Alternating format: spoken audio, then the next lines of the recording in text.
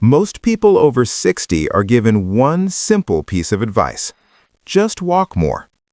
It sounds logical. It sounds safe. And for years, it has been treated like the gold standard for healthy aging. Doctors recommend it, friends repeat it, health articles reinforce it. And to be clear, walking is good for you. But here's what almost no one explains. Walking alone is not enough to protect your body after 60. In fact, relying only on walking could be the very reason many people slowly lose their strength, balance, and independence without realizing why. This isn't fear-based advice. It's what orthopedic specialists quietly observe every single day. People who stay active, people who walk daily, and yet still struggle to stand up easily, climb stairs, or recover from a small loss of balance. So what's missing? Why does something as simple as walking fall short? Because walking trains movement, but it does not train control. And after 60, control becomes everything. There's a hidden process happening in the body that most people never feel directly, at least not at first.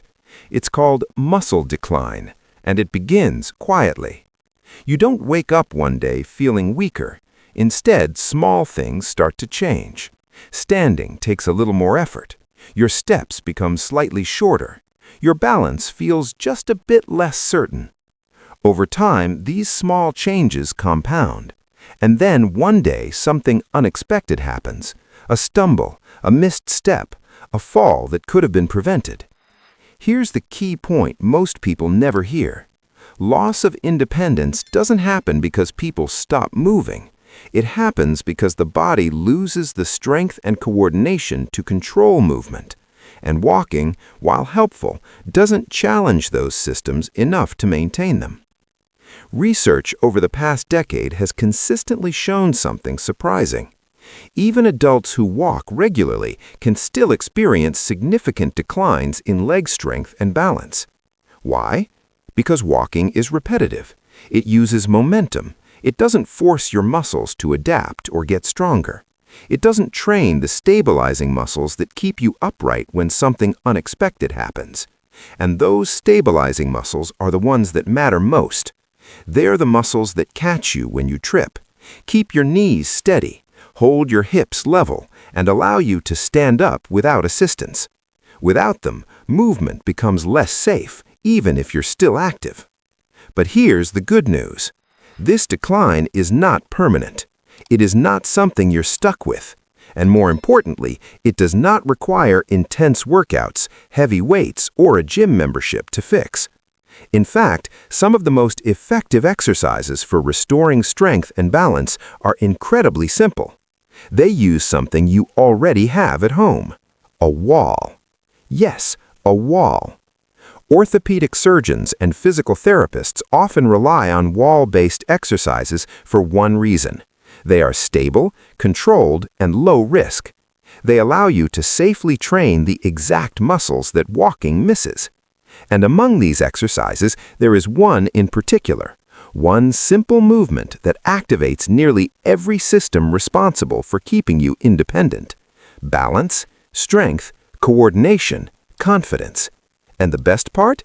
It takes just a few minutes a day. Before we get to that most important exercise, we need to build the foundation first, because your body works as a system, not in isolation, and improving just one area without the others limits your progress. So we're going to walk through a series of simple wall exercises, each one targeting a critical part of your body that keeps you steady, strong, and independent. By the time we reach the final one, you'll understand exactly why it's considered more powerful than walking alone. Before we begin, take a moment and tell us in the comments, how old are you and where are you watching from? We read every comment, and it helps build a community of people taking control of their health. Now, let's start with the first exercise. Exercise number 5, the wall ankle press. This is one of the most overlooked exercises and also one of the most important. Most people don't think about their ankles until something goes wrong: a twist, a stumble, a sudden loss of balance. But what many don't realize is this: your ankles are your body's first line of defense against falling. They react before your knees, before your hips, even before your brain fully processes what's happening. Every time you step on uneven ground, every time you slightly lose balance, it's your ankle muscles that make the first correction. These muscles include the calf complex and smaller stabilizers surrounding the joint. Their job is simple, but critical. They keep you upright when the surface beneath you isn't perfect. Now here's where the problem begins. As we age, these stabilizing muscles weaken faster than larger muscle groups. And when they weaken, your reaction time slows down. Instead of making a small, quick correction, the body overcompensates. That's when a minor imbalance turns into a fall. Studies in older adults have shown that improving ankle strength can significantly reduce fall risk. Yet walking alone doesn't effectively train this area, because walking relies on forward motion, not controlled stabilization. Your ankles are moving, but they're not being challenged. And without challenge, muscles don't maintain strength. Here's how to do the wall ankle press correctly. Stand facing a wall. Place your hands lightly against it for balance, not support. Your feet should be about hip-width apart. Now, slowly rise onto the balls of your feet. Take about 3 seconds to go up. Hold briefly at the top. Then, lower yourself back down over 3 seconds. That slow movement is what activates the stabilizing muscles. Not speed, not momentum. Control. Start with 10 repetitions. Do 2 sets. Once per day is enough. As it becomes easier, don't rush to add more repetitions. Instead, slow the movement even further. Because in this stage of life, control matters more than intensity. This is why many physical therapists prioritize ankle strength early in rehabilitation. It restores something deeper than muscle. It restores confidence in your steps. And confidence changes how you move through the world. Now let's move to exercise number 4, the wall hip hold. This one looks simple, almost too simple, but it targets a part of the body that is absolutely essential for balance and often severely undertrained: your hips. More specifically, the muscles on the side of your hips. These muscles are responsible for keeping your pelvis stable when you stand, walk, or shift your weight. Every time you take a step, your body briefly balances on one leg, and during that moment, your hip stabilizers are working to keep everything aligned. When these muscles are strong, your movement feels smooth and controlled. But when they weaken, something subtle begins to happen. Your body starts to sway. Your knees begin to take on more stress. Your lower back starts compensating, and over time, this creates instability throughout your entire body.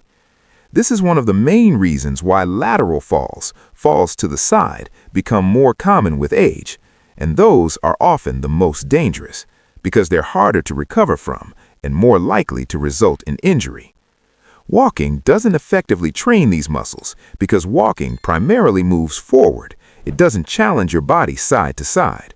But balance in real life isn't just forward movement, it's multi-directional. And that's exactly what this exercise restores. Here's how to perform the wall hip hold. Stand sideways next to a wall. Lightly place one hand against it for balance. Keep your posture upright, don't lean. Now slowly lift the leg that is farther from the wall, just a few inches off the ground. You don't need to raise it high. What matters is control. Hold that position for about 20 seconds. Keep breathing normally. Then lower the leg and switch sides. Repeat twice on each side. Do this every other day.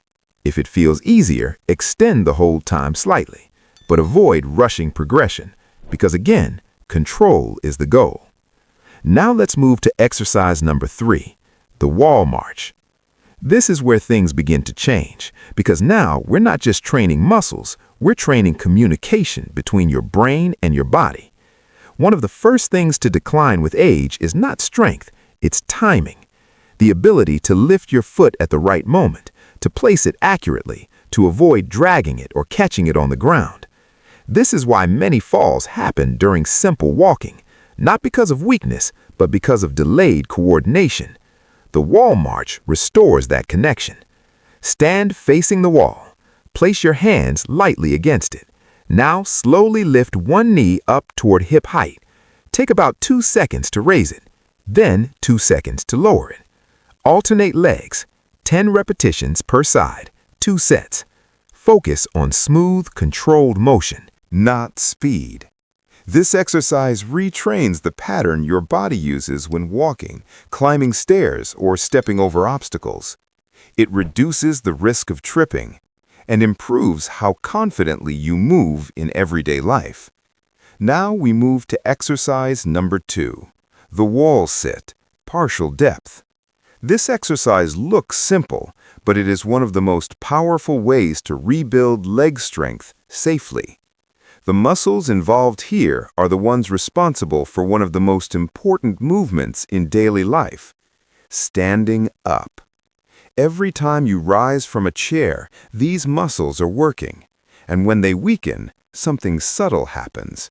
Chairs start to feel lower, movements feel slower, and eventually assistance becomes necessary. Walking does not load these muscles enough to maintain their strength, but this exercise does. Stand with your back against a wall. Place your feet slightly forward. Now slowly slide down, only halfway. No strain, no discomfort. Hold that position for 20 to 30 seconds, then stand back up and rest. Repeat twice. If needed, start with shorter holds and gradually build up. The goal is not depth. The goal is endurance and control. This exercise directly improves your ability to stand up independently, and that single ability is one of the strongest predictors of long-term independence. Now, we come to the most important exercise. Exercise number 1, the wall-assisted sit-to-stand.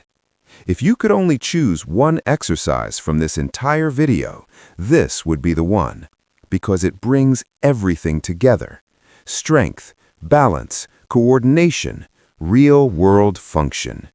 This movement mirrors one of the most essential actions in daily life: sitting down and standing back up. It may seem basic, but it is one of the most demanding movements your body performs regularly, and it requires multiple systems to work together perfectly.